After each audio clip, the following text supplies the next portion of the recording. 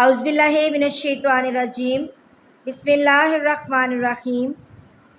عمر بن سعید نے کہا کہ مجھے ابن ابی ملکہ نے خبر دی، ان سے عقبہ بن حارث رضی اللہ تعالیٰ عنہ نے کہا کہ میں نے مدینہ میں نبی کریم صلی اللہ علیہ وآلہ وسلم کی اقتداء میں ایک مرتبہ عصر کی نماز پڑھی۔ سلام پھیرنے کے بعد آپ صلی اللہ علیہ وآلہ وسلم جلدی سے اٹھ کھڑے ہوئے اور صفوں کو چیرتے ہوئے اپنی کسی بیوی کے حجرے میں گئے۔ لوگ آپ صلی اللہ علیہ وآلہ وسلم کی اس تیزی کی وجہ سے گھبرا گئے۔ پھر جب آپ صلی اللہ علیہ وآلہ وسلم باہر تشریف لائے اور جلدی کی وجہ سے لوگوں کے تعجب کو محسوس فرمایا تو فرمایا کہ ہمارے پاس ایک سونے کا ڈلا تقسیم کرنے سے بچ گیا تھا، مجھے اس میں دل لگا رہنا برا معلوم ہوا، میں نے اس کے بانٹ دینے کا حکم دے دیا۔ صحیح بخاری حدیث نمبر 851۔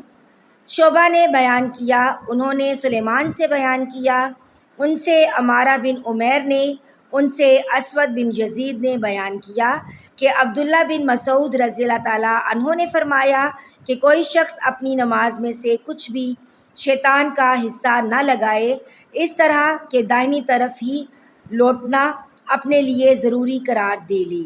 میں نے نبی کریم صلی اللہ علیہ وآلہ وسلم کو اکثر بائیں طرف سے لوٹتے دیکھا۔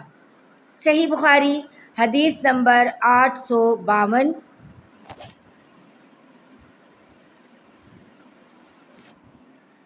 مسدد بن مسرہد نے بیان کیا، کہا کہ ہم سے یحییٰ بن سعید قطان نے عبید اللہ بکیہی سے بیان کیا، کہا کہ مجھ سے نافع نے ابن عمر رضی اللہ تعالیٰ عنہ سے بیان کیا کہ نبی کریم صلی اللہ علیہ وآلہ وسلم نے جنگ خیبر کے موقع پر کہا تھا کہ جو شخص اس درخت یعنی لہسن کو کھائے ہوئے ہو اسے ہماری مسجد میں نہ آنا چاہیے۔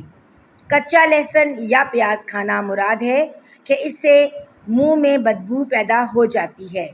صحیح بخاری حدیث نمبر 853۔ ابن جریح نے خبر دی، کہا کہ مجھے عطا بن ابی رباح نے خبر دی، کہا کہ میں نے جابر بن انصاری رضی اللہ تعالیٰ عنہ سے سنا کہ نبی کریم صلی اللہ علیہ وآلہ وسلم نے فرمایا کہ جو شخص یہ درخت کھائے، آپ صلی اللہ علیہ وآلہ وسلم کی مراد لہسن سے تھی، تو وہ ہماری مسجد میں نہ آئے۔ عطا نے کہا کہ میں نے جابر سے پوچھا کہ آپ کی مراد اس سے کیا تھی؟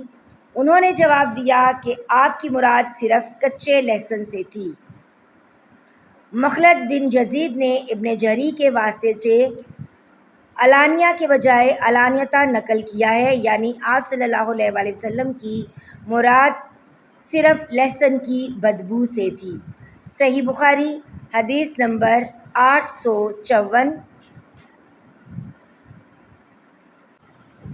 عطا جابر بن عبداللہ سے روایت کرتے تھے کہ نبی کریم صلی اللہ علیہ وآلہ وسلم نے فرمایا کہ جو لہسن یا پیاز کھائے ہوئے ہو تو وہ ہم سے دور رہے، یا یہ کہا کہ اسے ہماری مسجد سے دور رہنا چاہیے یا اسے اپنے گھر میں ہی بیٹھنا چاہیے۔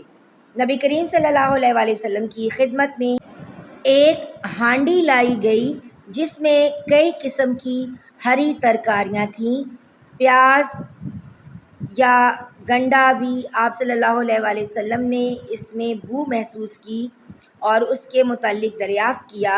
اس سالن میں جتنی ترکاریاں ڈالی گئی تھیں وہ آپ کو بتا دی گئیں۔ وہاں ایک صحابی موجود تھے، آپ صلی اللہ علیہ وآلہ وسلم نے فرمایا کہ اس کی طرف یہ سالن بڑھا دو۔ آپ صلی اللہ علیہ وآلہ وسلم نے اسے کھانا پسند نہیں فرمایا اور فرمایا کہ تم لوگ کھا لو، میری جن سے سرگوشی رہتی ہے تمہاری نہیں رہتی۔ اور احمد بن صالح نے ابن وہب سے یوں نقل کیا تھا کہ آپ صلی اللہ علیہ وآلہ وسلم کی خدمت میں ایک تھال لائی گئی تھی،